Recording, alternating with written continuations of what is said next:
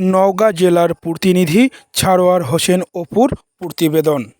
অনাস্থাপত্রে স্বাক্ষর না করায় প্যানেল চেয়ারম্যানকে মারপিট।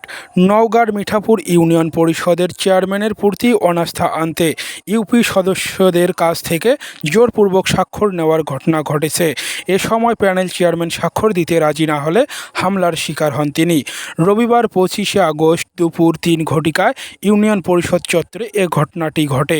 এ ঘটনায় বিকেলে বদলগাছি উপজেলার মাস্টারপাড়া মহল্লায় সংবাদ সম্মেলনে মিঠাপুর ইউনিয়ন পরিষদের চেয়ারম্যান ফিরোজ হোসেন ও প্যানেল চেয়ারম্যান মামুনুর রশিদ অভিযোগ করেন, আজ সকাল 11টায় বিএনপি নেতা আব্দুর রাজ্জাকের নেতৃত্বে রাজু, বিশা, মজিদ, খায়রুল সহ 40-50 জন ইউনিয়ন পরিষদ প্রাঙ্গণে দেশীয় অস্ত্র ও লাঠি নিয়ে প্রবেশ করেন।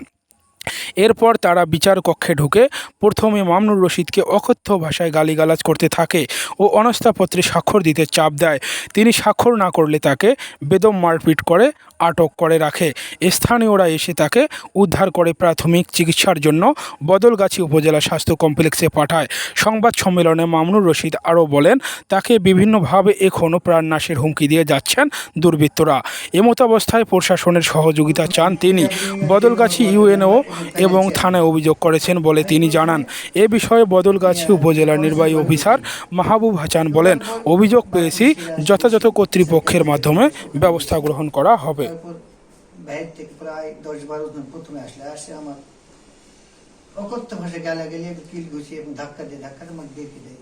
এমন অবস্থায় আবার বাইরে থেকে আরো প্রায় 70-80 জন, মোট প্রায় 100-120 জন ছেলেপেলে আসে আমাকে ইয়ে করতেছে। আবার এই পরিস্থিতি থেকে মেম্বার এবং ওই গ্রাম পুলিশের আমাকে রক্ষা করে। এরপর ওরা আবার কিছু চলে যায়। হ্যাঁ, বাইরের লোকজন আসে আমাকে রক্ষা করে, ওরা আবার কিছু চলে যায়। রাজু পিতা আব্দুল জলিল, গ্রাম খাদাইল নগর।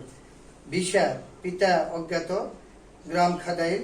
মজিদ পিতা লকিমউদ্দিন।